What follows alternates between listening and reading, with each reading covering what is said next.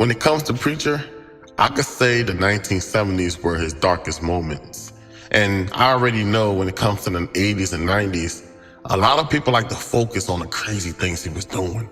But it was more brutal in the 1970s, man. And I'm talking about the things that was going on in his household that chased him out the house into the streets. He had to run to the streets just to get the love that he wasn't receiving. Now, when it comes to the Patreon and the upper echelon section, we did break down the things that was going on in his life. Like, we got a little personal. Now, and if you're not on the Patreon, of course, you can always join. But yeah, we get a little deep when it comes to the personal things that was going on in his life. Now, the things that was going on in his life in the 1970s, it was vicious because a lot of people would call him a predator in the 1980s and the 1990s. But when it comes to the 1970s, I like to say he was a victim and a predator because all the things he was going through. Like, he was raised by some serious men. He was raised by the streets, and he was raised by some serial killers, man. Like, and it was just insane because the reason why he ended up being the way he was in the 80s and 90s is because the shit that was going on in the 70s. Like, if you really do your research or if you really listen to the Patreon, you will see why he became a monster. If you really sit there and study him, and if you really dissect and study who this person really was, you can see that he was just scared.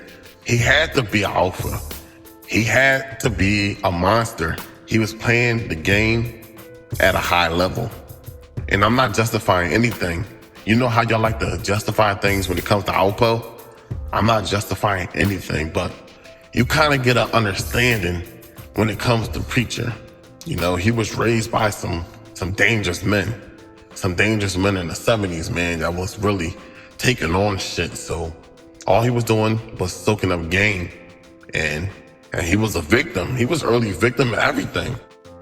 He was a victim of stabbings, you know, and all the other stuff that we talked about on the Patreon.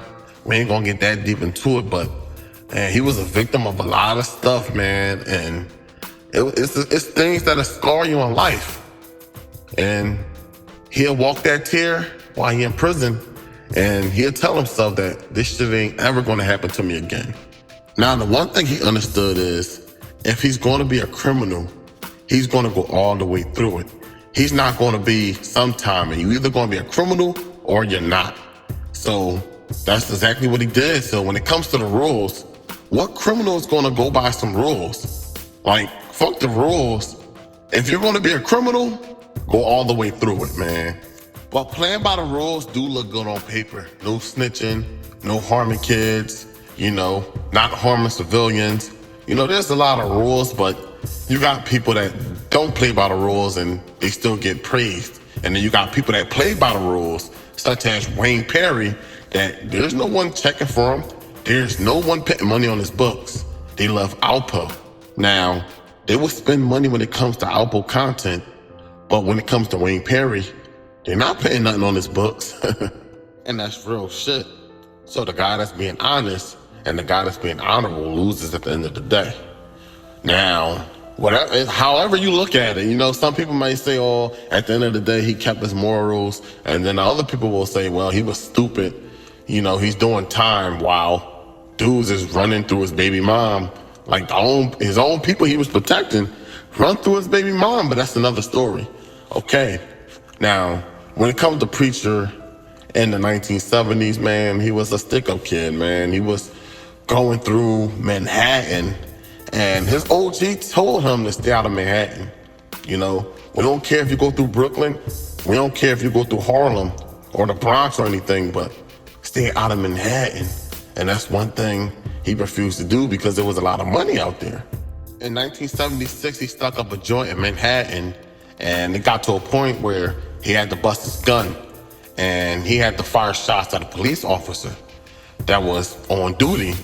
And just like I said, man, it was a different breed of criminals back in the day, man. Like in the 1970s, you had the Black Mafia, that was cop killers, and you had guys like Preacher on the street. So before that, he already had prior charges to armed robbery. So that wasn't his first offense.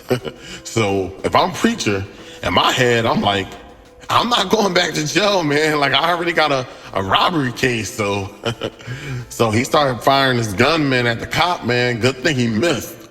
But having that on his jacket, man, that was just gonna give him hell, more hell, man, when it comes to the system. Of course, they don't like people that shoot at cops. They don't like people that assault cops at all, man. So if you go to prison with that under your name, of course, things are gonna happen to you behind bars. And there were some things that happened to Preacher behind bars. And it was the COs and it was the guards, man. They had a hand in it. But just like I said, man, we discussed all that when it comes to the Patreon. Now, he did his time, man. He was locked up damn near through the whole 1970s. He came home a different man. He was all about structure. He wanted to be a boss. And, you know, he made a lot of connections behind bars. And he knew that if he took care of the guys behind bars and looked out for them, that it'll be a different type of loyalty when they stepped out. So that was his thing. He was going to put himself in position because there was a lot of guys that feared them and there was a lot of people that owed them. He came out with the mentality of the guys that raised them, such as Black Sunday, you know, Johnson and all those guys, man. But when it comes to the 1980s, especially the crack era, he took advantage of them young bulls, man, and he preyed on them young bulls. Them young bulls was getting a lot of money, and he saw a lot of guys that didn't know what they was doing. So he approached them, and he would basically offer protection and offer a lot of game to these young bulls that didn't know what they was doing. Because money don't mean shit if you don't have the structure or the brains. So he took advantage of the youngsters in the 1980s. And let me tell you one thing about Preacher. Everything that he done was done to him.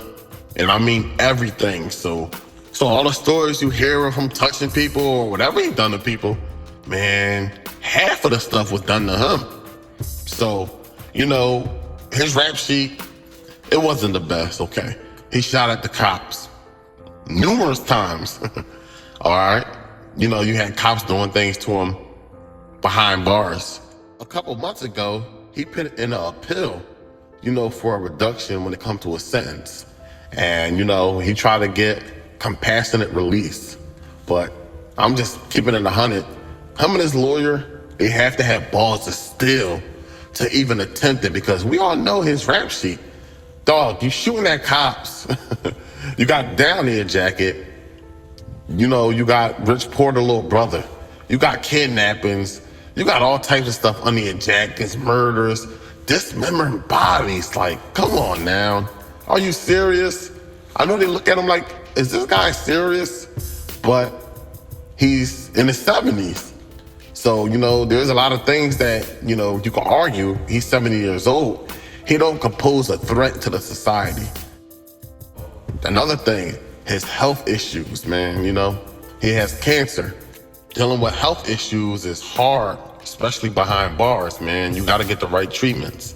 Another thing he mentioned is that he had good behavior for X amount of years, stayed out of trouble. He went through rehab, he went through the GED program, and he even was working. So that's one thing he argued. Another thing he argued is that if he was sentenced during these times, he would have got the maximum of 30 years, which is already complete. He already did 30 years, so, you know, he tried to get a reduction, but of course, it was denied. And don't get it messed up. When I say reduction, I'm not talking about a reduction on the murder. Of course, you're doing life when it comes to murders, but he was just fighting multiple cases. So it was a case where he was trying to get a reduction. So even if you get the reduction, you still have the murder case. So you're fighting multiple cases. So you might get off on this case, but you still owe the state 6 years. And then you got to come back and get a feds 3. And then you might have to get a feds 20 years. So you have guys behind bars that's fighting multiple cases. Hey, you might beat the feds, but you owe the state, man. It is what it is, man. So they don't got no choice but to fight. Just keep fighting. Put those appeals in. and just rock out, man. But hit up numbers22.com, read up on the fragrances, show love, get the likes up on this video, man. And if you're new, subscribe, turn your notifications on so you don't miss out. Hit the comments, don't be a stranger. Y'all take it easy, man. It's almost a new year, man. So, man, just work hard, stay out of trouble. And that's all I got for y'all, man. I'm out.